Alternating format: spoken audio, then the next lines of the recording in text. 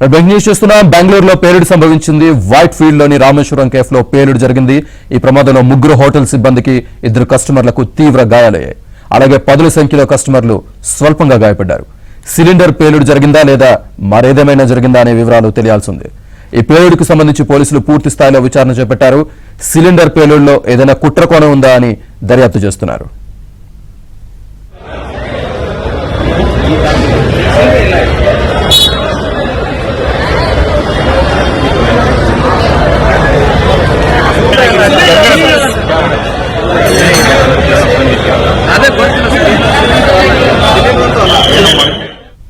బెంగళూరు కేఫ్లో జరిగిన ఈ ప్రమాదానికి సంబంధించి పూర్తి డీటెయిల్స్ మా కరెస్పాండెంట్ రిత్విక్ అందిస్తారు. రిత్విక్, బెంగళూరులోని వైట్ ఫీల్డ్ ఏరియాలో ఉన్న రామేశ్వరం కేఫీలో భారీ పేలుడు సంభవించింది.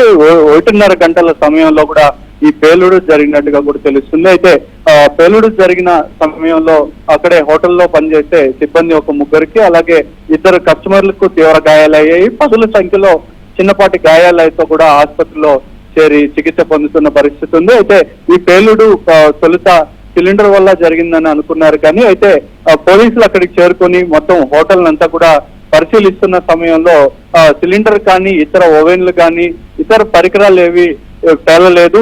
మరి ఏదైనా పేలుడు సంభవించి ఉంటుందని ప్రాథమికంగా అయితే ఒక నిర్ధారణకు వచ్చారు. అయితే ఈ పేలుడుకు సంబంధించి కారణం ఏంటనే దాని మీద కూడా ఇంకా స్వచ్ఛత రాని పరిస్థితి ఉంది.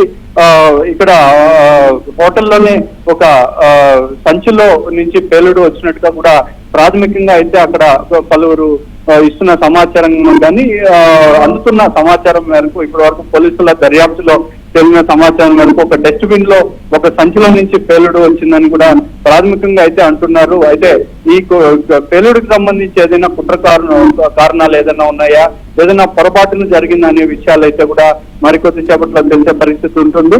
హోటల్ పరిసర ప్రాంతాలన్నీ కూడా పోలీసులందరూ కూడా దిగ్బంధించారు. మొత్తం ఎవరు బయట వ్యక్తులు ఎవరు అక్కడికి రానికుండా పూర్తి స్థాయిలో భద్రతను కట్టుదిట్టం చేసి హోటల్లో మొత్తం కూడా పేలుడుకి సంబంధించి ఎందుకు పేలుడు సంభవించిందనే కారణాల మీద కూడా పూర్తి స్థాయిలో దర్యాప్తు చేస్తున్న పరిస్థితి